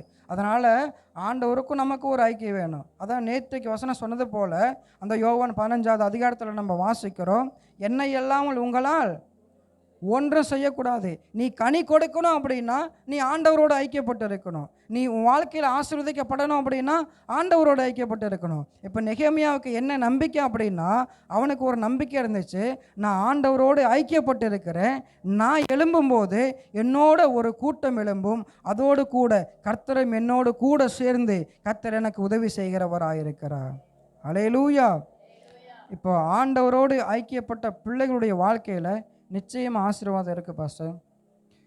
நம்ம எத்தனை பேர் ஆண்டவரோட ஒவ்வொரு நாளும் நம்ம நெருக்கமாக இருக்கிறோம்? டெய்லியும் ஜெபம் பண்ணுறோமா? ஹல்லேலூயா. டெய்லி நம்ம வேதவசனம் வாசிக்கிறோமா? ஹல்லேலூயா. சபையில் நடக்கிற ஒவ்வொரு ஜெபத்திற்கும் நம்ம கடந்து வரோமா? இதுதான் ஆண்டவருக்கும் நமக்கும் உள்ள இருக்கிற ஒரு ஐக்கியம். ஆனால் இன்னைக்கு ஞாயிற்றுக்கிழமை கிறிஸ்தவர்களாக தான் ஆவிக்குரிய கிறிஸ்தவர்கள் இருக்கிறார்களே தவிர ஆண்டவருக்கும் ஜனங்களுக்கும் ஒரு ஐக்கியமும் என்ன செய்ய மாட்டேங்குது? ஏற்பட மாட்டேங்குது. ஞாயிற்றுக்கிழமையும் சரி, மற்ற பிறையிலையும் சரி, என் ஆத்மாவே கர்த்தரை ஸ்தோத்திரி போட்ட உடனேயே நம்ம எப்போ சர்ச்சை தாண்டி அப்படி காலை வைக்கிறோமோ வேறொரு மனுஷன் உள்ளே வந்துடுவான். ஹல்லேலூயா. அப்படி தானே இருக்கிறோம். இப்போ சபைக்குள்ளே வரும்போது நமக்கு ஒரு தாழ்மை இருக்குது, சபைக்குள்ளே இருக்கும்போது நம்முடைய பேச்சு ரொம்ப பொலைட்டாக இருக்குது, பிற இடத்தை பார்க்குறோம், பிற இடத்துல அன்பு செலுத்துகிறோம். ஆனால் சபைக்கு வெளியே ஆராதனை முடிஞ்சு போயிட்டு அப்படி கால் வைக்கும்போது எங்கேருந்து தான் பழைய மனுஷன் வருவான்னே தெரியல. கொண்டையை தூக்கி மடித்து கட்டுறது என்ன, வேட்டியை தூக்கி மேலே ஏற்றி கட்டுறது என்ன, எவ்வளோதான் பொறுமை, ஒரு அளவுக்கு தான் பொறுமை, அதுக்கு மேலே போனேன் என்ன செய்வேன்னு எனக்கே தெரியாது. சொல்கிறோமா இல்லையா? இதுக்கெல்லாம் காரணம் என்ன அப்படின்னா, ஆண்டவருக்கும் நமக்கும் ஐக்கியம் கிடையாது, ஆண்டவருக்கும் நமக்கும் டிஸ்டன்ஸ் இருக்குது. அப்படி இருக்கும்போது ஆண்டவரை போல நம்மளால் மாற முடியாது, ஆண்டவரை போல நம்ம நடக்க முடியாது, அவர்கிட்ட இருந்து ஆசீர்வாதத்தை பெற்றுக்கொள்ள முடியாது. வேதவசனம் சொல்லுகிறது, யோசேப்போடு கர்த்தர் இருந்தார், அவன் காரிய சித்தி உள்ளவனானான். அப்படின்னா என்ன அர்த்தம்? சிறைச்சாலையில் இருக்கும்போது, குழியில் இருக்கும் பொழுது, சகோதரர்கள் அவனுக்கு விரோதமாக எழும்பும்போது யோசேப்பு என்ன தெரியுமா செஞ்சான்? அவன் கர்த்தரோடு இருந்தான். வசனம் சொல்லுகிறது, யோசேப்போடு கர்த்தர் இருந்தார், அவன் காரிய சித்தி உள்ளவனானான். யோசேப்போடு கர்த்தரோடு இருந்தது மாத்திரமல்ல, கர்த்தர் யோசேப்போடு இருந்தது மாத்திரமல்ல, யோசேப்பும் கர்த்தரோடு இருந்தவனாயிருந்தான். அப்போது யார் ஒருவர் ஆண்டவரோடு ஐக்கியப்பட்டு இருக்கிறாங்களோ அவங்களுக்கு தான் வாழ்க்கையில் ஆசீர்வாதம். யார் ஆண்டவரோடு கூட இருக்கிறாங்களோ அவங்களுக்கு தான் உயர்வு. யோசேப்பை எப்படி உயர்த்தினார்? சிறைச்சாலையிலிருந்து. எதுக்கு வேறொருத்தனுக்கு சொப்பனத்தை கர்த்தர் கொடுத்தாரு? காரணம் என்ன அப்படின்னா, சிறைச்சாலையில் இருந்தாலும் யோசேப்பு கர்த்தரோடு இருந்தான், குழியில் இருந்தாலும் யோசேப்பு ஆண்டவரோடு இருந்தான். அதனால தான் அவனுடைய வாழ்க்கையில் உயர்வு வந்துச்சு. இன்றைக்கி ஒரு குழி வந்துச்சுன்னா ஆண்டவரை நம்ம மறந்துடுறோம். ஏன் தெரியுமா? குழிக்குள்ளே போனால் நமக்கு டிப்ரெஷன் வந்துடுறது. அல்லேலூயா. சிறைச்சாலைக்கு டிப்ரெஷன் வந்துடுறது. ஏதாவது ஒன்று நடக்கலை அப்படின்னா மண்டை மூளை என்ன ஆகுதுன்னே தெரிய மாட்டேங்குது. ஏன்னா நான் நினச்சது நடக்கலை அப்படின்னு சொல்லி என் மனுஷன் ஒரு மாதிரி ஆகிடுறான். அல்லேலூயா. இப்போது இப்படி இருக்கும்போது எப்படி நம்ம ஆண்டவரோடு இருக்க முடியுமா? உங்கள் வாழ்க்கையில் ஒரு பிரச்சனை வந்துருச்சுங்க, நம்ம ஆண்டவரோடு இருக்க முடியுமா? இருக்க மாட்டோம். அவராவது எவராவது என் பிரச்சனை வந்துருச்சு, எதுக்கு இந்த பிரச்சனை விடுதுன்னு சொல்லி ஆண்டவரை விட்டு தூரமாக போயிடுவான். ஆனால் வசனம் சொல்லுகிறது, பவுலும் சீலாவும் கை கால்கள் கட்டப்பட்ட நிலைமையில் கூட நடு ராத்திரியில் ஆண்டவரை பாடி துதிச்சாங்க. அல்லேலூயா. அப்படிப்பட்ட ஒரு நிலைமைக்கு நீங்களும் நானும் கடந்து போகணுங்க. என்ன நிலைமை வந்தாலும் ஆண்டவரோடு நீங்கள் இருந்து பாருங்க, அதனுடைய பலமே வேறையாக இருக்கும். உண்மையை சொல்லட்டுங்களா? ஊழியக்காரவங்க பலனோடு இருக்கிறாங்க அப்படின்னாலே ஆண்டவரோடு கூட இருக்கனால தான். நீங்களாம் யோசிப்பீங்க, ஊழியக்காரங்க என்னப்பா கவலை, அவங்க ஜாலியாக இருக்காங்க, அல்லேலூயா, எங்கெங்கேயோ சுற்றுறாங்க, எங்கெங்கேயோ போகிறாங்க, அவங்களுக்கு என்ன பிரச்சனை இருக்குன்னு சொல்லி எல்லோரும் நம்ம யோசிப்போம். ஆனால் உண்மை என்ன அப்படின்னா, வீட்டில் இருக்கிற 2 பிள்ளைங்கள ஒரு பிள்ளைங்களே உங்களால் சமாளிக்க முடியல. அப்படி தானே? அல்லேலூயா. வீட்டில் இருக்கிற ஒரு பிள்ளைங்கள சமாளிக்கிறதுக்கே படாத பாடுபடுறோம். அங்கே குதிக்கிறான், இங்கே குதிக்கிறான், பல்ட்டி அடிக்கிறான், என்னென்னமோ செய்கிறான். இங்கே சபையில் 30 பிள்ளைங்களை வச்சு எப்படி சமாளிக்க முடியும்? அல்லேலூயா. 50-60 பிள்ளைங்களை வச்சு எப்படி சமாளிக்க முடியும்? ஈஸியாக சொல்லிடுறாங்க. எதுக்கு முடி கொட்டுதுன்னு உங்களுக்கு இருந்து பார்த்தா தான் தெரியும். அல்லேலூயா. எங்களுக்கு ஆசை இல்லாமல் இல்லை. எங்களுக்கு ஊழியக்காரங்களுக்கு அங்கே போகணும், இங்கே போகணும், எல்லா ஆசை இருந்தாலும் ஏன் எல்லாத்தையும் அடக்கி வச்சுட்டு இருக்கிறோம் அப்படின்னா, சபை மேலே இருக்கிற ஒரு பாரம். அல்லேலூயா. அதனால் நம்ம ஆண்டவரோடு ஐக்கியப்பட்டு இருக்கும் பொழுது தான் தேவன் நம்மை உயர்த்துகிறவராக இருக்கிறார். அப்போ தான் நம்ம கட்ட முடியும், அப்போ தான் நம்ம பலப்பட முடியும். அல்லேலூயா. அதனால் நீங்கள் உங்கள் ஊழியக்காரருக்கு அவங்களுடைய குடும்பங்களுக்கு என்ன செய்யுங்க? தொடர்ந்து ஜெபம் பண்ணுங்க. ஆண்டவரே, ஊழியக்காரங்களோட டிப்ரெஷனை ஃபஸ்ட்டு மாற்றுங்க அப்படின்ட்டு. அல்லேலூயா. பயங்கரமான தலைவலியாக இருக்குது, எங்கே போனாலும் ஒரே பிரச்சனையாக இருக்குது. அதனால் ஆண்டவரோடு ஐக்கியப்பட்டு இருக்கனால தான் நாங்கள் நிலைநிற்க முடியுது. இல்லைன்னா வைங்களேன், என்னைக்கோ போய் நல்லா புல் முளைச்சிருக்கும். ஸ்தோத்திரம். புரிஞ்சிச்சா? அல்லேலூயா. அப்போ காரணம் என்ன அப்படின்னா, ரட்சிக்கப்படாதவனுக்கு ஒரு வித்தியாசம் இருக்குது. என்ன வித்தியாசம்? அவனுக்கும் பிரச்சனை வருது, ரட்சிக்கப்பட்டவனுக்கும் பிரச்சனை வருது. அல்லேலூயா. ரட்சிக்கப்பட்டவனுக்கும் தேவைகள் இருக்குது, ரட்சிக்கப்படாதவனுக்கும் தேவைகள் இருக்குது. ரட்சிக்கப்பட்டவனுக்கும் பலவீனம் வருது, ரட்சிக்கப்படாதவனுக்கும் பலவீனம் வருது. அப்போ என்ன வித்தியாசம் அப்படின்னு பார்க்கும்போது, என்ன உபத்திரம் வந்தாலும் ரட்சிக்கப்படாதவன் விழுந்து போயிடுவான். அல்லேலூயா.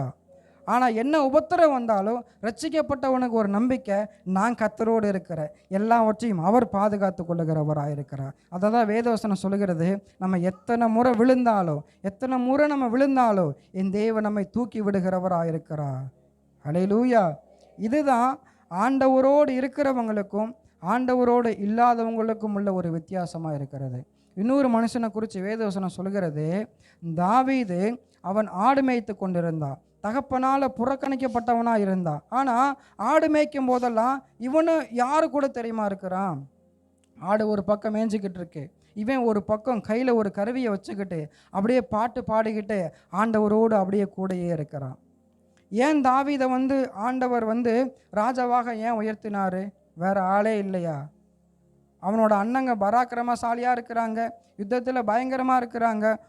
போய் சின்ன பையனவன் என்ன செய்யணும்? ராஜாவாக உயர்த்தணும். காரணம் என்ன அப்படின்னா, தாவீதோட அன்னைக்கு யாருமே ஆண்டவரோடு இல்லை. ஆனால் தாவீது ஒருவன் தான் ஆண்டவரோடு கூட இருக்கிறான். அப்போ என்ன நடந்துச்சு? ஆண்டவரோடு கூட இருக்கிறவன் வாழ்க்கையை என் தேவன் அவர் கட்டுகிறவராக இருக்கிறார். அல்லேலூயா. அப்போ இதுக்கப்புறம் நம்ம எப்படி இருக்க போகிறோம்? ஏதோ சொன்னீங்க, நாங்கள் ஏதோ பண்ண போகிறோம். அல்லேலூயா. என்னங்க? அல்லேலூயா. நம்ம என்ன பண்ணணும்? ஆண்டவரோடு ஐக்கியம் பண்ணணும். ஐக்கியப்படுவோமா? நீங்கள் என்னையோ சொல்லிட்டு போங்க, வெளியே போனோன்னா வேறு ஒருத்தர் எனக்குள்ளே வந்துடுவான். நான் வீட்டுக்கு போனேன்னா நான் நானாக இருக்க மாட்டேன். 2 மனுஷன் எப்போவுமே எனக்குள்ளே இருப்பான். அல்லேலூயா. அப்படி இருந்தோம் அப்படின்னா இன்னும் நம்ம முழுசாக ரட்சிக்கப்படலான்னு சொல்லி தான் அர்த்தம். ஏன்னா வசனம் சொல்லுகிறது, ஒருவன் கிறிஸ்துவுக்குள்ளே இருந்தால் பலவைகள் ஒளிந்து போயினா எல்லாமே புதிதாகாமல் இருந்துச்சுன்னா பரலோகம் போக முடியாது. அப்போ எப்போ புதிதாகும் தெரியுமா? ஆண்டவரோடு இருக்கும்போது தான் அவரை போல் நம்ம மாறுவோம். சும்மா தூக்கி கொடுத்துட மாட்டார் ஆசீர்வாதத்தை, சும்மா தூக்கி கொடுத்துட மாட்டார் வீட்டை. அல்லேலூயா. எப்போ தருவார் அப்படின்னா, ஆண்டவரோடு நம்ம இருக்க நம்ம குணம் எப்படி தெரியுமா மாறிடும்? அவரை போல மாறிடும். அப்போ தான் நம்ம கட்டப்படுவோம், அப்போ தான் வாழ்க்கை கட்டப்படும், அப்போ தான் குடும்பம் கட்டப்படும், அப்போ தான் நம்ம ஆசீர்வதிக்கப்படுவோம். அல்லேலூயா. உலகத்தில் ஒரு பழமொழி சொல்லுவாங்க, உன் ஃப்ரெண்டு யாருன்னு சொல்லு, நீ யாருன்னு சொல்கிற. அப்படின்னா என்ன தெரியுமா அர்த்தம்? உன் கூட சுற்றுறவன் எப்படிப்பட்டவன் எனக்கு தெரியும், அவன் எப்படிப்பட்டவன் சொல்லு, அவனை போல தான் நீயும் இருப்ப. அல்லேலூயா. இப்போ பாஸ்டர் கூட நான் சுற்றுறேன் அப்படின்னா அவர் கூட இருக்கிற ஒரு 80% என்ன செய்யும்? எனக்குள்ளே இருக்கும். ஏன்னா ஒத்து போனதுனால தான் எங்கே போனாலும் ஒன்றாவே சுற்றிட்டு இருக்கிறோம். ஒத்து போகாமல் இருந்துச்சு அப்படின்னா எங்கேயுமே எங்களால் என்ன செய்ய முடியாது? போக முடியாது. அதுதான் வசனம் சொல்கிறது, இருவர் ஒருமனப்பட்டால் ஒழிய நடந்து கூட போக முடியாதுன்னு சொல்லி வசனம் சொல்லுகிறது. அப்போது நீங்களும் ஆண்டவரும் கூட இருக்கணும். உங்கள் வாழ்க்கை கட்டப்படணும் அப்படின்னா ஆண்டவரோடு நீங்கள் ஜெபம் பண்ணணும், ஆண்டவர் கூட ஐக்கியம் இருக்கணும். அப்போ தான் உங்கள் குடும்பம் கட்டப்படும், உங்கள் சபை கட்டப்படும். யார் யார் கூடையெல்லாம் ஐக்கியம் வைக்கிறோம். அல்லேலூயா. நம்ம தெருவுக்கு போனால் தெரியும் பாஸ்டர், யார் யார் கூடலாம் நம்ம சுற்றுறோம், யார் யார் கூடையெல்லாம் நம்ம வெளியே போகிறோம், யார் யாரெல்லாம் நமக்கு ஃப்ரெண்டுன்னு சொல்லி ஒரு ஃபோனை வாங்கி பார்த்தீங்கன்னா தெரியும் எந்தெந்த கான்டாக்ட் இருக்குதுன்னு சொல்லிட்டு. அவங்க வீட்டுக்கிட்ட போனால் நமக்கு தெரியும். உண்மையே நான் நிறைய பேரை பார்த்தேன், சபையில் வேறு உருவமாக இருக்காங்க, ஆனால் அவங்க இடத்துக்கெல்லாம் போய் பார்க்கும்போது வேறு ஒரு உருவமாக இருக்காங்க. ஏன்னா சபைக்கு வந்தால் மட்டும்தான் ஆண்டவரோடு இருக்காங்க. அல்லேலூயா. பவுல் சொல்லுகிறார் அழகா, நான் எப்படி கிறிஸ்துவை பின்பற்றுகிறேனோ நீங்களும் என்னை போல் என்ன செய்யுங்க. யாரையாவது சொல்ல முடியுமா? நான் எப்படி ஆண்டவரை பின்பற்றணும், என்னை பார்த்து நீங்கள் ஆண்டவரை பின்பற்றுங்கன்னு சொல்ல முடியுமா? சொல்ல முடியாது. ஏன் பின்பற்றுறதில்ல? ரெண்டாவது, நம்மளை மாதிரி ஆண்டவரை பின்பற்றினாங்களே அவங்கள அவர் ஓடிடுவார். அத்தி ஒருத்தனை வச்சே சமாளிக்க முடியல, இதில் இன்னொருத்த மாதிரி இன்னொருத்தன் வந்துட்டான்னு சொல்லி ஆண்டவர் ஓடிடுவார். அதனால் ஆண்டவரை போல நம்ம மாறணும். அதுக்கு தான் உங்களையும் என்னையும் கர்த்தர் அழைச்சிருக்கிறாரு. அப்போ எப்போ மாற முடியும் அப்படின்னா, எப்போ சபை பாரம் வரும் அப்படின்னா, எப்போ ஆத்மாக்களை குறித்து பாரம் வரும் அப்படின்னா, நீங்கள் ஆண்டவரோடு இருக்கும்போது மட்டும்தான் தேவன் அவரை போல நம்மை மாற்றுகிறவராக இருக்கிறார். அல்லேலூயா. ஃபஸ்ட்டு காரியம், சபை மேலே நமக்கு என்ன இருக்கணும்? பாரம் இருக்கணும். ரெண்டாவது காரியம், தேவனோடு ஐக்கியம் வேணும். இப்போது இந்த நெகேமியா ஆண்டவரோடு ஐக்கியமாக இருக்கிறான். இப்போ இவன் ஒரு காரியத்தை முடிவெடுக்கிறான், நான் அந்த அலங்கத்தை கட்ட போகிறேன்னு சொல்லி இவன் எழும்பும்போது இவன் ஆண்டவரோடு ஐக்கியமாக இருக்கிறதுனால ராஜா இவனுக்கு உதவி செய்கிறாரு. அல்லேலூயா. அநேக ஜனங்களும் இவனுக்கு விரோதமாக இல்லை, இவனோடு கூட இருக்கிறாங்க. அப்போ நான் நம்புகிறேன், நீங்கள் கர்த்தரோடு இருந்து பாருங்கள், அடைக்கப்பட்ட வாசல்கள் நிச்சயமாக திறக்கும். நீங்கள் ஆண்டவரோடு இருந்து பாருங்கள், இடிக்கப்பட்ட வாழ்க்கை நிச்சயமாக கட்டப்படும். நீங்கள் ஆண்டவரோடு நீங்கள் இருந்து ஜெபம் பண்ணி பாருங்கள், நீங்கள் வேத வாசித்து பாருங்கள், உங்கள் கூட ஒரு 1000 பேர் கர்த்தர் தருகிறவராக இருக்கிறார். எதுக்கு அப்படின்னா, இதற்கு பின்பதாக இருக்கிற உங்கள் வாழ்க்கையை நீங்கள் ஆசீர்வாதமாய் கொண்டு போகிறதற்கு தேவன் உங்கள் கூட அநேகரை கர்த்தர் தருகிறவராக இருக்கிறார். அல்லேலூயா. இப்போ இங்கே வசனம் சொல்லுகிறது, இப்போ நெகேமியா எழும்பும்போது அவனோடு கூட ஒரு கூட்டம் என்ன செய்கிறாங்க? எழும்புகிறாங்க. இந்த கூட்டம் எதுக்கு அப்படின்னா, நெகேமியாவும் அந்த கூட்டமும் ஐக்கியப்படுறாங்க. அல்லேலூயா. வேதவசனம் சொல்லுகிறது, வாசிக்க வேண்டாம். 2 ராஜாக்கள் 3வது அதிகாரம் 1வது வசனத்தில் நம்ம வாசிக்கிறோம். வாசிக்கிறீங்களா? 2 ராஜா 3வது அதிகாரம் 1வது வசனம்.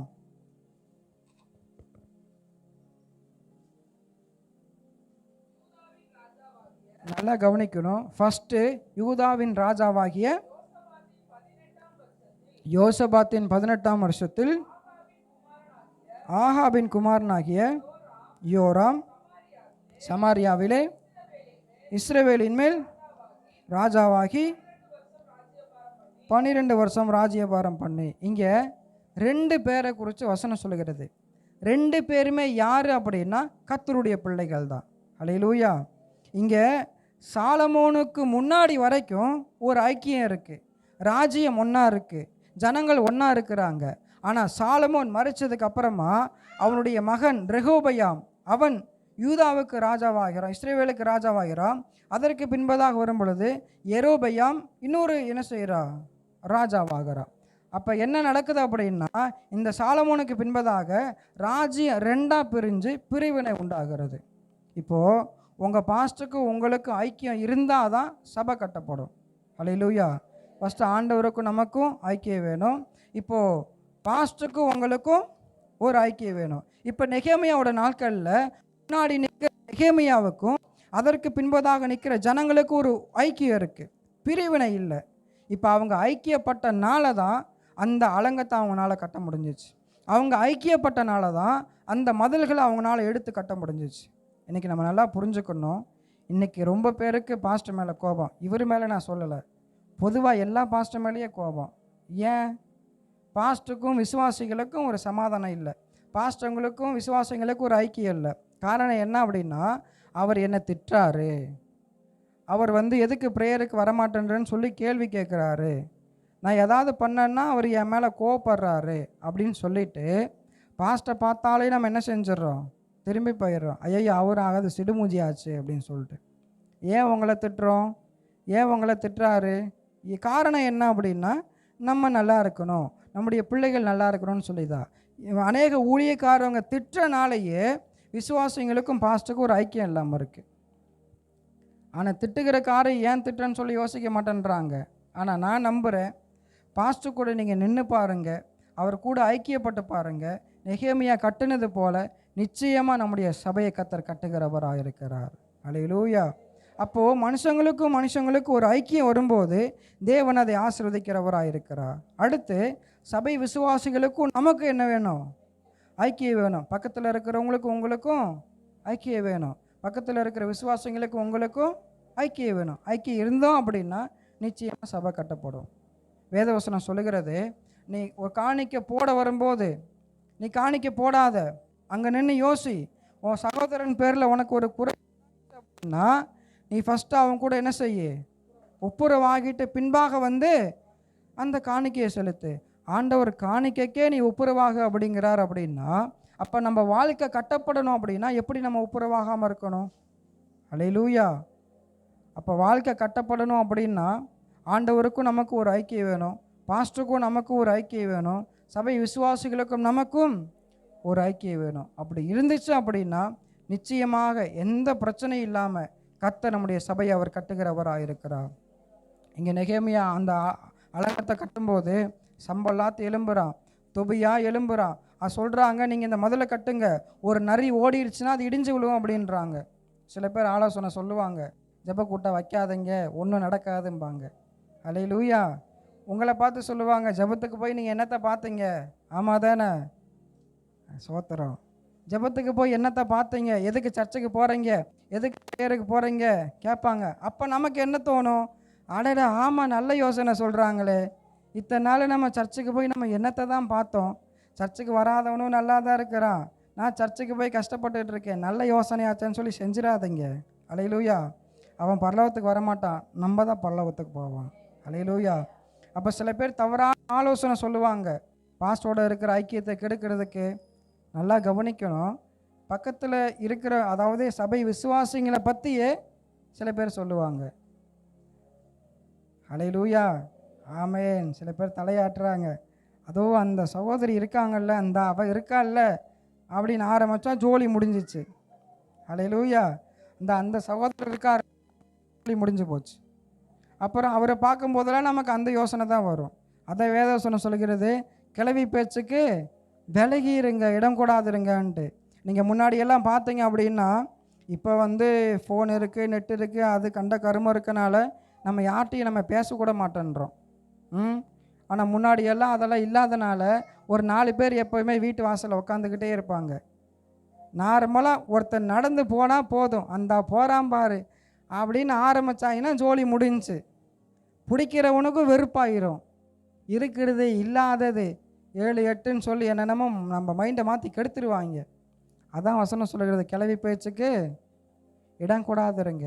அப்படின்னா சபையில் ஒருத்தவங்களை பற்றி ஒருத்தவங்க பேசுகிறதுக்கு இடம் கூடாதுங்க. சமாதானத்தை கெடுக்க பிசாசனம் எவ்வளவோ வழிகளை அவன் கொண்டு வரலாம். ஆனால் நீங்கள் என்ன செய்யணும்? ஒரே ஒரு வார்த்தை, பரவாயில்ல ஜோம் பண்ணிக்கலாம், விட்டுருங்க, அடுத்து என்னாச்சு அப்படின்னு நம்ம கேட்கக்கூடாது.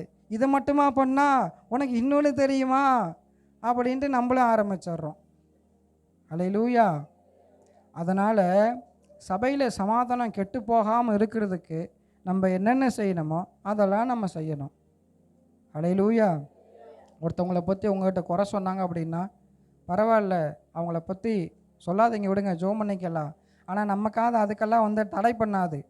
டம் டம்னு அடிக்கிறது நம்ம காது கேட்டுட்டு தான் இருக்கும். அதான் வசனம் சொல்லுது, நம்ம ரோமரில் வாசிக்கிறோம், நம்ம யாரையும் குற்றவாளியாக தீர்க்கக்கூடாது அப்படின்னு சொல்லி வசனம் சொல்லுகிறது. அதனால் ஆண்டவர் கூட, சபையில் பாஸ்டர் கூட, கூட இருக்கிற விசுவாசங்க கூட என்ன செய்யணும்? நம்ம ஐக்கியம் உள்ளவங்களாம் இருக்கணும். அப்படி இருந்தால் தான் சபையும் கட்டப்படும், குடும்பமும் கட்டப்படும், வீடும் கட்டப்படும், நம்மளும் ஆசீர்வதிக்கப்படுவோம். அல்லேலூயா. ஒரு வசனத்தை நம்ம வாசிக்கலாம். மத்தேயு 12:26 நம்ம வாசிக்கலாம். மத்தேயு 12:26. சமாதானத்தை சோத்திரம் சாத்தானை சாத்தான் துரைத்தினால் பிரிவு செய்கிறதா இருக்குமே. அப்படி செய்தால் அவன் ராஜ்யம் எப்படி நிலை இருக்கும்? வசனத்தை நம்ம நல்லா கவனிக்கணும். இப்போ சாத்தான் விரோதமாக நிற்கும் போது அவனுடைய ராஜ்யம் என்ன செய்யாது? எழும்பாது, நிலை நிற்காது, கட்டப்படாது, இடிஞ்சு விழுந்துடும். இது சாத்தானுக்கு மட்டும் இல்லை, சபையிலே சபையார் விரோதமாக எழும்புனாங்க அப்படின்னா சபை என்ன செய்யாது? கட்டப்படாது. இன்னைக்கு அநேக குடும்பங்கள் கட்டப்படாமல் இருக்கிறதுக்கு காரணம் என்ன தெரியுங்களா? பிரிவினை. எதில் பிரிவினை? கணவனுக்கும் மனைவிக்கும் பிரிவினை. ஏன் குடும்பம் ஆசீர்வதிக்கப்படலை? ஏன் குடும்பம் கட்டப்படலை? கேட்டுருவாங்க, அந்த மனுஷன் கூடயா நீ வாழ்கிற அப்படின்ட்டு. அல்லேலூயா. அப்போ கணவனுக்கும் மனைவிக்கும் ஒரு ஐக்கியம் இருக்கும்போது தான் குடும்பம் கட்டப்படும். குடும்பத்தின் சில நன்மைகளை, சில ஆசீர்வாதத்தை நம்மளால் பெற்றுக்கொள்ள முடியும். ஊழியத்தை பிரிவினை ரொம்ப ஒரு முக்கியமான காரியம். சாத்தானுடைய பயங்கரமான ஒரு திட்டம் என்னென்னா பிரிவினை தான். ஏன்னா ஒரு மனம் இருக்க இடத்துல தான் ஆண்டவர் கிரியை செய்வார். அங்கே தான் எங்கே ஒரு மனம் உண்டோ அங்கே தான் விடுதலை இருக்கும். இதெல்லாம் நடக்காமல் இருக்கணும்னு என்ன தெரியுமா செய்யணும்? ஒற்றுமை இருக்கக்கூடாது. அதை தான் அவன் செய்கிறான். பாஸ்டருக்கும் விசுவாசிங்களுக்கும் ஏதாவது ஒரு பிரச்சனை என்ன செஞ்சிட்றான்? உண்டு பண்ணி விடுறான். அப்போது இன்றைக்கி நிறையா குடும்பங்களில் பாஸ்டர் ஃபேமிலியிலே பிரச்சனை. கணவனுக்கும் மனைவிக்கும் ஒரு ஐக்கியம் இல்லை, ஒற்றுமை இல்லை, சண்டை. அப்புறம் எப்படி முன்னாடி நின்று சமாதானமாக இருங்கன்னு எப்படி நம்மளால முடியும்? அப்போது ஒரு குடும்பம் கட்டப்படணும் அப்படின்னா நம்ம வாழ்க்கையில் ஒரு சமாதானம், பிரிவினை இருக்கக்கூடாது, சமாதானம் உண்டாகணும். அப்போ சாத்தான் விரோதமாக எழும்புச்சா அப்படின்னா அவன் ராஜ்யம் நிலை நிற்காது. அப்போ இன்றைக்கி ஊழியக்காரங்களுக்கு விரோதமாகவோ இல்லை சபைக்கு வருகிற பிள்ளைகளுக்கு விரோதமாகவோ நம்ம என்ன செய்யக்கூடாது? அவன்தான் பாய் போடுவானாமா, அவன்தான் சபையை கூட்டுவானாமா, அவன்தான் ஏதாவது செய்வானாமா, எல்லாமே அவனாக செஞ்ச நாங்கள் எதுக்கு இருக்கோம் அப்படின்னு சில பேருக்கு என்ன செய்யுது? கோபம் வருது. அல்லேலூயா.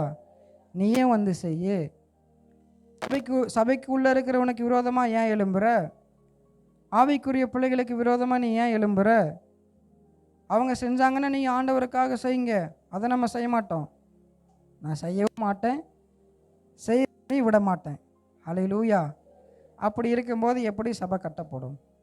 அன்பு கர்த்தருடைய பிள்ளைகளே, இன்றைக்கி நம்ம சபை ஆசீர்வதிக்கப்படணும் அப்படின்னா இந்த நெகேமியாவோட ஜனங்கள் ஒருமனப்பட்டு நின்னது போல நீங்களும் உங்கள் ஊழியக்காரோட என்ன செய்யணும்? ஒருமனப்பட்டு நிற்கணும். பிரிவினை இருக்கிற இடத்துல ஆசீர்வாதம் நிச்சயமாக உண்டாகவே உண்டாகாது. ஒரு வசனத்தை நம்ம வாசிக்கலாம். ஆதியாகமம் 3வது அதிகாரம் 8வது வசனத்தை நம்ம வாசிக்கலாம்.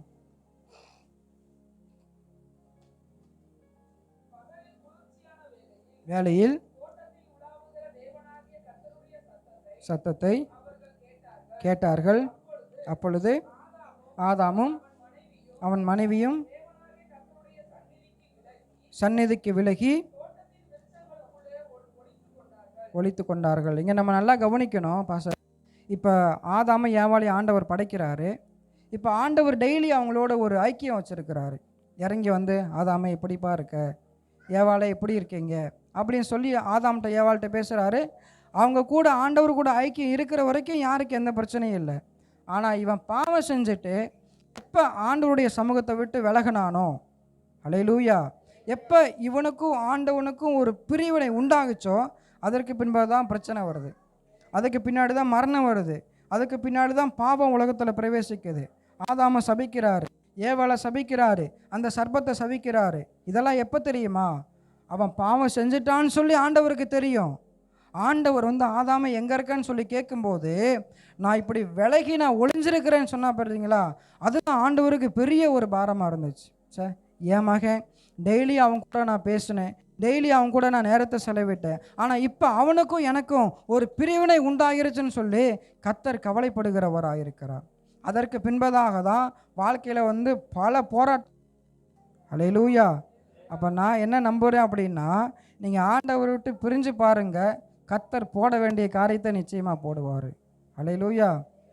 சபைக்கு வராமல் இருந்து பாருங்கள், தேவன் சில காரியத்தை தடை பண்ணுவார், சில ஆசீர்வாதங்களை தடுப்பார், சில பிரச்சனைகளுக்குள்ளே நம்மளை கொண்டு போய் விடுவார். எதுக்காக அப்படின்னா, திரும்பவும் அவரோடு ஐக்கியப்படும்படியாக. அல்லேலூயா. அப்போ அன்பு கர்த்தருடைய பிள்ளைகளை, நேற்றுக்கு நம்ம பார்த்தோம், என்ன பார்த்தோம்?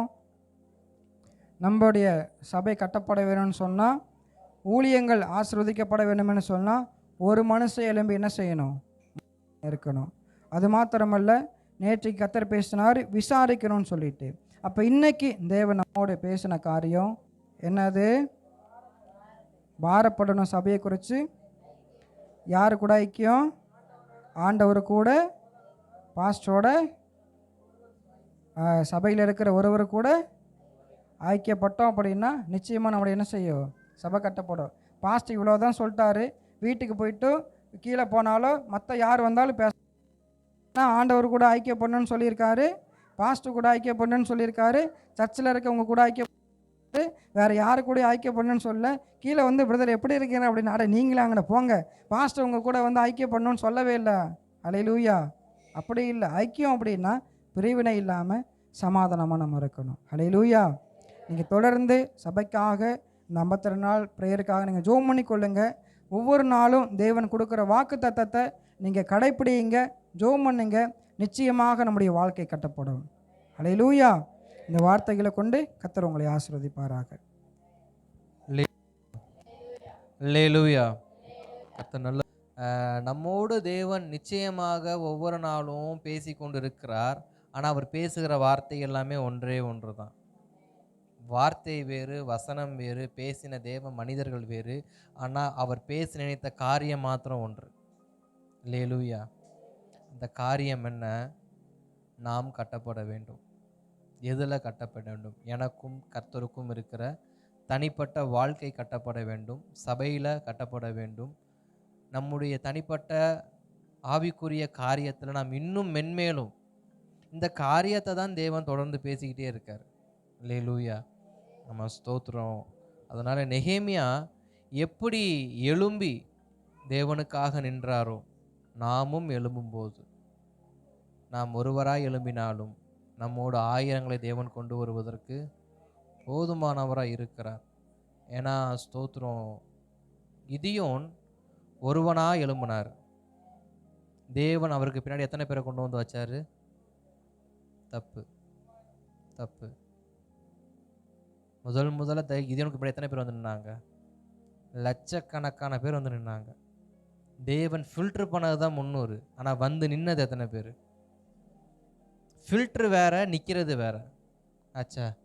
அப்போ ஒருவன் நிற்கும்போது, தேவனுக்காக நிற்கும்போது, ஜனங்களுக்காக நிற்கும்போது, சபைக்காக நிற்கும்போது, லட்சக்கணக்கான பேரை கொண்டு வந்து நிப்பாட்டார் கிதியோனுக்கு பின்னாடி. அப்புறம் தான் கர்த்தர் இவன் வேண்டாம், அவன் வேண்டாம், அவன் வேண்டாம், அவன் வேண்டான்னு ஃபில்ட்ரு பண்ணி 300 பேரை கொடுத்து 1,00,000 பேரை மேற்கொள்ள வச்சார். அப்போ நாமளும் நின்று பார்ப்போம் தேவனுக்கு முன்பாக. எத்தனை பேருக்கு அந்த வைராக்கியம் வருது? நின்று தான் பார்ப்போம் என்ன தான் பண்ணுறாருன்னு. வரல, ஸ்தோத்திரம். நான் ஜெபம் பண்ணிடுறேன். இப்போ நான் மறுபடியும் பேசுவேன், மறுபடியும் அது அல்லேலூயா. அதனால் தேவ சமூகத்தில் நின்று பாருங்க. ஒரு சவால் நமக்கு இன்னும் மீதி ஒரு 15 நாள் இருக்கு. 15 நாளா 16 நாள் இருக்கு.